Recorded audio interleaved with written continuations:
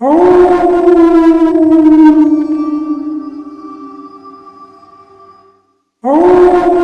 हवेली horror story. कहते हैं इस दुनिया में कुछ ऐसे राज हैं जो सामने ना आए तो ही अच्छा है। इस दुनिया में कुछ शक्तियां हैं जिन्हें हम देख नहीं सकते पर महसूस जरूर कर सकते हैं। उन्हीं में एक भयानक शक्ति हर 100 साल बाद जाग उठती है। आज की कहानी उसी शक्ति के बारे में है। रेहान और नेहा दोनों ही राइटर्स थे और मुंबई शहर की भागदौड़ से थक चुके थे। दोनों ने फैसला किया कि वो मुंबई शहर से दूर एक घर ढूंढेंगे और वहीं रहेंगे। महाराष्ट्र में एक छोटे से गांव में उन्हें एक हवेली मिली और वो दोनों इसमें शिफ्ट हो गए। हवेली पुरानी थी लेकिन बेहद खूबसूरत।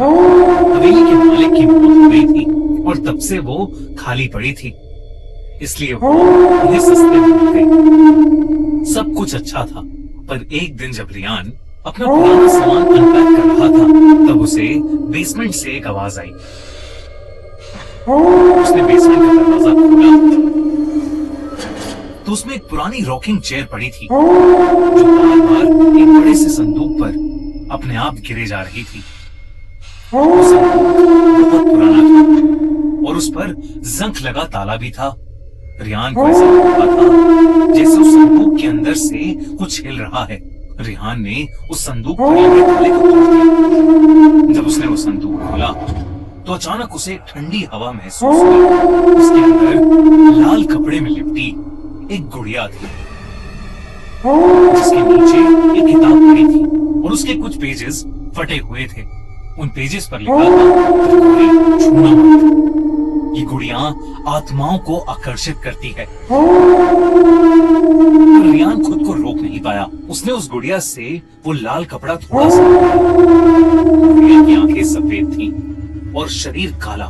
उस गुड़िया में कुछ अजीब सी बात थी, इतनी कि रिहान उस गुड़िया समेत उस संदूक को ऊपर अपनी स्टडी में ले गया। लेकिन इस घटना के तुरंत बाद रिहान की जिंदगी पूरी तरह से बदल गई। रिहान को पूरी रात अजीब सी आवाजें आती रहीं, जैसे कोई दर्द में चीख रहा है, उसे बुला रहा है। लेकिन जब जब वो आंख खोलता तो कमरे में उसके और उसकी वाइफ नेहा के अलावा कोई नहीं होता। एक बार रियान अपनी स्टडी में बैठा कुछ लिख रहा था कि अचानक ही कमरे की सारी लाइट्स फ्लिकर करने लगी और कुछ ही सेकंड्स में कमरे की सारी लाइट्स और बल्ब एकदम से फट गए। तभी उसे घर के बाहर किसी के जोर से चिल्लाने की आवाज आई। उसने बाहर जाकर देखा, वहां एक काली बिल्ली बेरहमी से मरी पड़ी थी। उस दिन के बाद से रेहान को हर वक्त ऐसा महसूस होने लगा था कि उनके घर में कोई और भी है।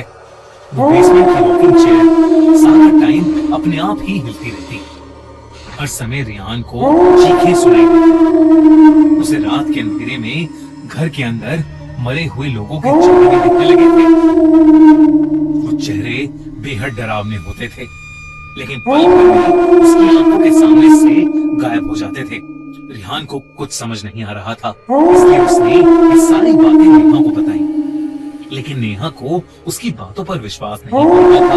रेहान ने फैसला किया कि वो संदूक से मिली उस किताब को पढ़कर त्रिगोरी से जुड़ा राज जानने की कोशिश करेगा। रेहान सारा टाइम उस गुड़िया और उन पन्नों को पकड़कर उन्हें डीकोड करने में लगा। रेहान इतना पागल हो चुका था कि वो खुद घर के आसपास के लोगों से त्रिगोरी के बारे में पूछने लगा और तब उसे किसी ने एक पंडित के पास भेजा।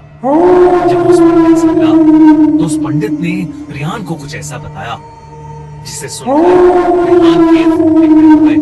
उसने बताया कि हर 100 साल में एक अजीब घटना होती है जब चैत्र अमावस्या, चैत्र पूर्णिमा और बैसाखी अमावस्या एक ही महीने में आते हैं और तब एक बहुत ही भयानक काली शक्ति जाग उठती है। ये 3 रातें 100 साल में एक बार जब अप्रैल के महीने में आती है तो अपने साथ एक तबाही लाती है। 1 अप्रैल चैत्री अमावस्या से लेकर 30 अप्रैल यानी बैसाखी अमावस्या तक अप्रैल शताब्दी का सबसे खतरनाक महीना बन जाता है और इस पूरे महीने को कहते हैं काल त्रिगोरी। अपने साथ एक ऐसा कहर लाता है जो सब कुछ बर्बाद कर सकता है। उस पंडित ने रिहान को बताया कि जिस गांव में रिहान अभी रह रहा है, वहां 100 साल पहले एक काला जादू करने वाली औरत ने उसी लाल कपड़े में लगी गुड़िया का इस्तेमाल करके काल त्रिगोरी को अपनी नींद से जगाने की कोशिश की थी। तब एक ही रात में पूरा का पूरा 500 लोगों का गांव मर गया था और आसपास के सारे गांव में ऐसी बीमारियां फैलने लगी जिसने कई लोगों की जिंदगी बर्बाद कर दी। ये सब सुनकर रिहान ने उसी पंडित से मदद मांगी। उस पंडित ने रिहान को 2 काली बिल्लियां दी और कहा कि वो अगले 2 दिन में उसके घर आएगा और त्रिगोरी को शांत करेगा।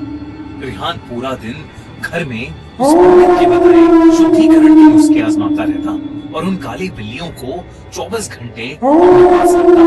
रिहान नेहा से कहता कि ये काली बिल्लियां उनको घर की प्रेतात्मा समझाएंगी। नेहा से रिहान का पागलपन बर्दाश्त नहीं हो रहा था। 2 दिन बाद पंडित उनकी हवेली में आया। पूजा का सामान देखकर ही रिहान और नेहा की रूह कांपने लगी, क्योंकि उसमें इंसानी खोपड़ी, मरे हुए जानवर और ऐसी ही बेहद अजीब-अजीब चीजें थी। लेकिन उस पंडित ने रिहान को हिम्मत रखने को कहा।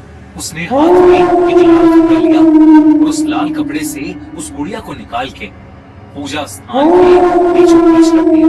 पंडित ने देरी न करते हुए पूजा शुरू की और मंत्र और से काल त्रिगोरी को शांत करने की कोशिश करने लगा। पूजा शुरू करते ही रिहान को बहुत तेज दर्द में किसी की चीखें सुनाई देने लगी। तभी रिहान और नेहा ने देखा कि गेट की दीवार के अंदर से एक बहुत ही डरावनी 10 फीट लंबी परछाई निकली है जो उनकी तरफ आ रही है। जैसे जैसे वो परछाई उनकी तरफ आ रही थी, वैसे वैसे उनकी सारी लाइट्स अपने आप फूटती जा रही थी।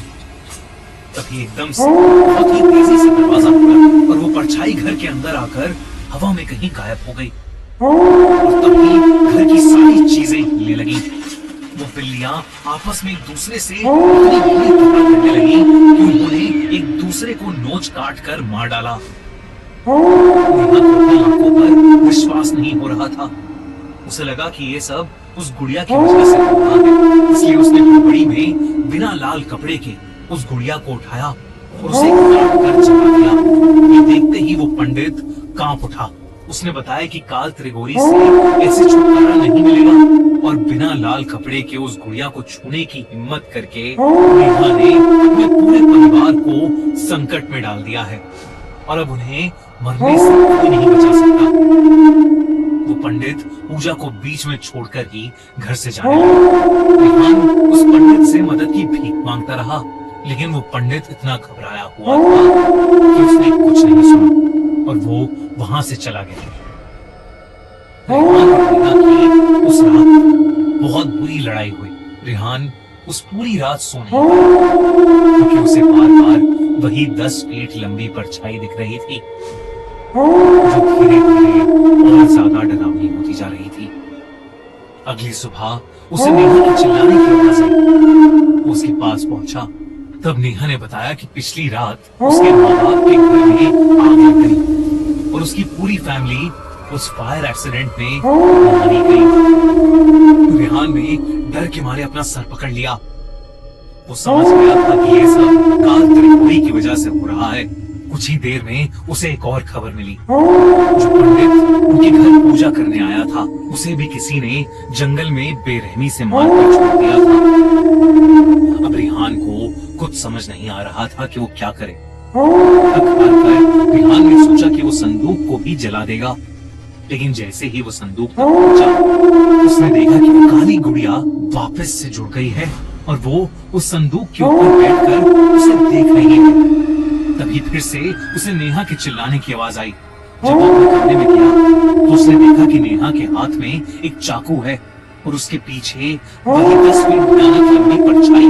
नेहा रिहान को देखकर पागलों की तरह हंस रही थी। इससे पहले कि वो कुछ समझ पाता, नेहा उसकी तरफ भागी। गांव वालों को कई देर तक उनकी चिल्लाने की आवाजें आई। जब वो लोग उनकी मदद करने पहुंचे तो उन्होंने देखा कि हवेली खुली पड़ी है और हवेली की सारी दीवारों पर खून से काल त्रिगोरी लिखा है। जब गांव वाले हवेली की बेसमेंट में गए तो उनके रोंगटे खड़े हो गए, क्योंकि वो दोनों पति पत्नी घर की बेसमेंट में बेजान पड़े थे। पुलिस की इन्वेस्टिगेशन में उन्हें रेयान के स्टडी टेबल पर उसकी डायरी मिली, जिसमें उसने पिछले कुछ दिनों में जो कुछ भी उनके साथ हो रहा था वो सब लिखा था। लेकिन जब पुलिस ने पूरा घर छाना तो उन्हें वहां ना ही कोई संदूक मिला और ना ही कोई गुड़िया। बस दीवारों पर बड़े बड़े खून से लिखे हुए 2 शब्द, काल त्रिपुरी। दोस्तों, आपको क्या लगता है कि क्या है काल त्रिपुरी का रहस्य, और क्या होगा जब वो 100 साल बाद वापस जाएगा? अगर आपको इस इंडियन फोकलोर लेजेंड और राज के बारे में जानना है तो देखिए नई हॉरर फिल्म काल त्रिपुरी, जो थिएटर्स में ऑलरेडी रिलीज हो चुकी है। तो डोंट मिस आउट ऑन काल त्रिपुरी। और अगर आपको ये वीडियो अच्छी लगी तो हमारा चैनल मूवी मंडे सब्सक्राइब करना बिल्कुल मत भूलना।